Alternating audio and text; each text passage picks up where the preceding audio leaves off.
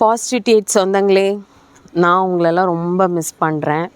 So அதனால தான் இவ்வளோ எமர்ஜென்சியில் கூட சரி உங்ககிட்ட ஒரு 10 நிமிஷமாவது பேசிடலாம் அப்படின்ட்டு.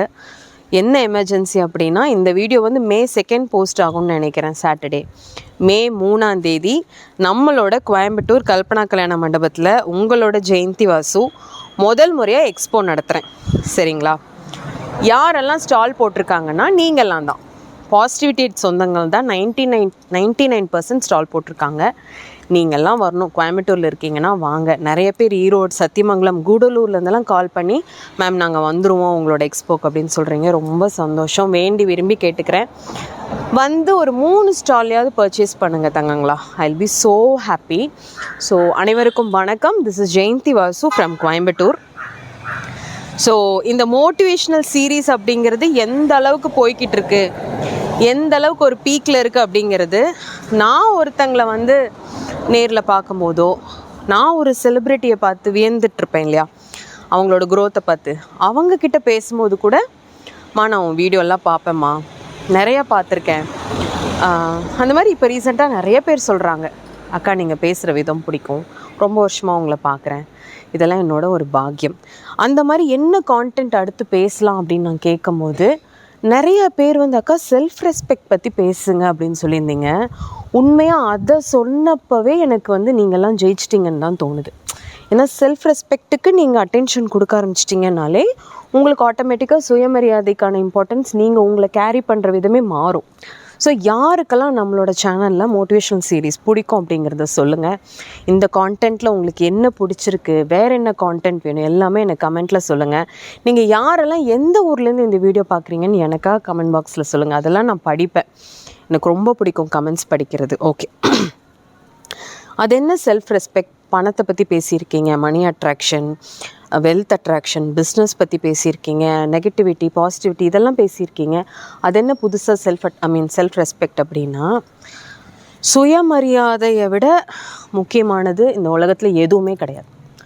அதுவும் பெண்களுக்கு நீங்கள் உங்களோட செல்ஃப் ரெஸ்பெக்டை விற்றுட்டு நீங்கள் என்ன ஒரு வாழ்க்கையை வாழ்ந்தாலும், என்ன ஒரு விஷயத்தை அனுபவிச்சுட்டு இருந்தாலும் அது வந்து ஒரு தேவையே இல்லாத ஒரு ட்ராஷ் அப்படின்னு தான் நான் சொல்லுவேன். அதாவது இதை நான் மெயினாக 3 விதமான பீப்புளுக்கு நான் சொல்கிறேன். சிலர் வந்து இதுதான் என் வாழ்க்கை, இதுதான் என் கெதி அப்படின்னு சொல்லி சுயமரியாதையை இழந்துட்டு வாழ்கிறீங்க. சரிங்களா? அவங்களால ஓப்பனாக இப்போ கமெண்ட் பாக்ஸில் கூட சொல்ல முடியாது. சிலர் வந்து சுயமரியாதை இழந்து தான் வாழ்ந்துட்டுருக்கோன்னு தெரியாமே வாழ்ந்துட்டுருப்பாங்க. அவங்க வந்து இந்த அன்புங்கிற ஒரு ட்ராப்பில் சிக்கிக்குவாங்க. காமெடியாக அதுதான், ஐயோ என்னோட இவங்க, ஐயோ என்னோட அவங்கன்னு சொல்லிட்டு ஆண் பெண் 2 பேரையும் தான் சொல்கிறேன். சரிங்களா? இது பேசிக்காக பயாஸ்டாக 2 பேருக்கும் சமமாக நான் சொல்கிறேன். சரியா? அடுத்து 3வது தன்னோட காரியத்துக்காக சுயமரியாதை விற்பாங்க. சரிங்களா? அது ரொம்பவே கேவலமான ஒரு விஷயம்.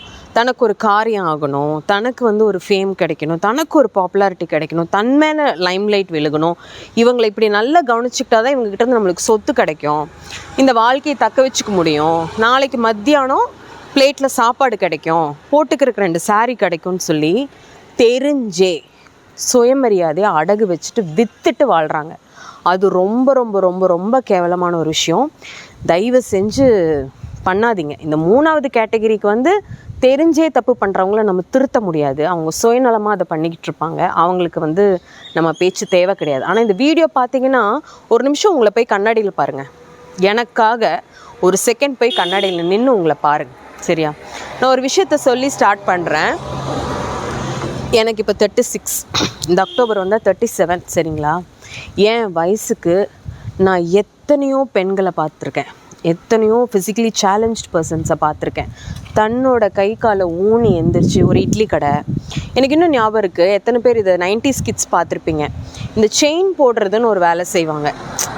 எனக்கு ஞாபகம் இருக்குது, இந்த சம்மர் லீவ்லலாம் எங்கள் பாட்டி வீட்டுக்கு போனேன்னா ஒவ்வொரு வீட்டில் அந்த ரொம்ப கஷ்டப்படுற அம்மாங்கெல்லாம் செயின் கோப்பாங்க, இந்த கவரிங் செயின் கோப்பாங்க. ஒரு செயின் போட்டு கொடுத்தா 1 ரூபான்னு கொடுப்பாங்க. அதை போட்டுகிட்டே அவங்க வீட்டு குழந்தைங்களோட விளையாடுறதுக்கு நான் போவேன்.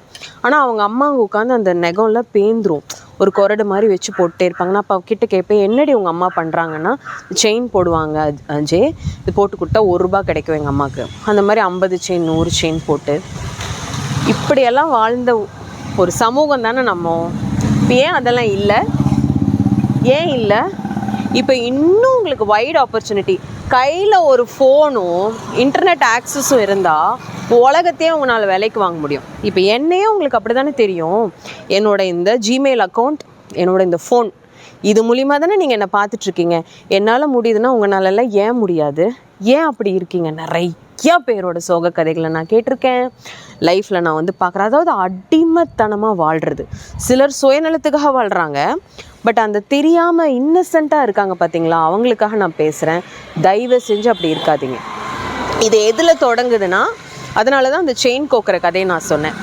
மெயினாக ஒரு பொண்ணு தன்னோட சுயமரியாதை எங்கே இழக்கிறான்னா, அவள் கையில் வருமானம் இல்லைன்னா தான் இழக்கிறான். ஃபினான்ஷியல் இண்டிபெண்டன்ஸ் இல்லைன்னா தான் ஒருத்தங்களுக்கு அடிமையாகி செல்ஃப் ரெஸ்பெக்டை இழக்கிறான். இல்லை அப்படின்னா பாசத்துக்காக. சரிங்களா? அப்போ அந்த ஃபினான்ஷியல் இண்டிபெண்டன்ஸ் பற்றி சொல்கிறேன். இதை சொல்லணுங்கிறதே இல்லை. இப்போ இந்த ஸ்டால், இந்த எக்ஸ்போவில் நான் பார்க்குறேன், எனக்கே ஆச்சரியமாக இருக்குது ப்ராடக்ட்ஸ். ஏன்னா நான் பார்த்து சூஸ் பண்ணேன் ஸ்டால் ஓனர்ஸை. அவ்வளோ அழகழகாக, அத்தனை க்ரியேட்டிவாக அப்படி பண்ணுறாங்க பிள்ளைங்க ஒர்க்கு. இதுக்காக அந்த ஒரு வருமானத்துக்காக. அது இருக்கும் போது நீங்கள், அதாவது யாரும் யாருக்காகவும் இருக்காதீங்க, ஒரு ரிலேஷன்ஷிப்பில் இருக்காதீங்க அப்படி நான் சொல்ல வரல. உங்கள் சுயமரியாதையை இழந்துட்டு நீங்கள் வாழக்கூடாது. உங்களுக்குன்னு கையில் ஒரு இன்கம் இருக்கணுங்க. நீங்களும் செய்யுங்க, உங்கள் ஹஸ்பண்ட்க்கு நீங்களும் செய்யுங்க. நீங்கள் உங்கள் குழந்தைக்கு ஒரு டேர்ம் ஃபீஸ் நீங்கள் கட்டுங்க. உங்கள் மாமியார் நீங்கள் செக்கப் கூட்டிகிட்டு போங்க. உங்கள் வண்டிக்கு நீங்கள் பெட்ரோல் போடுங்க. உங்கள் வண்டியை நீங்கள் சர்வீஸ் விடுங்க. உங்களுக்கான இந்த மந்த்துக்கான நாப்கின்ஸை நீங்கள் வாங்குங்க. அதுவுமே ஒரு மரியாதை தானேங்க. அதுக்கு நீங்கள் சம்பாதிக்கணும் தானே. உட்காந்து இப்படியே ரீல்ஸ் பார்த்துட்டு அப்படி சும்மா இருக்கிறவங்க தான் அடுத்த லேடிஸ்க்கு பிரச்சனை கொடுக்குறாங்க. அதையும் நான் பார்த்துட்டேன். எல்லாம் அடுத்தவங்க செஞ்சுக்கிறாங்க, இல்லைன்னா செய்கிறதுக்காக இவங்க மாடாக மாறிடுறாங்க. இந்த எரும மாடு மாதிரி உழைச்சி சம்பாதிக்க மட்டும் மாட்டேன், ஆனால் நான் வந்து இப்படி அடிமையாக வாழ்ந்துப்பேன் அப்படி இருக்காங்க.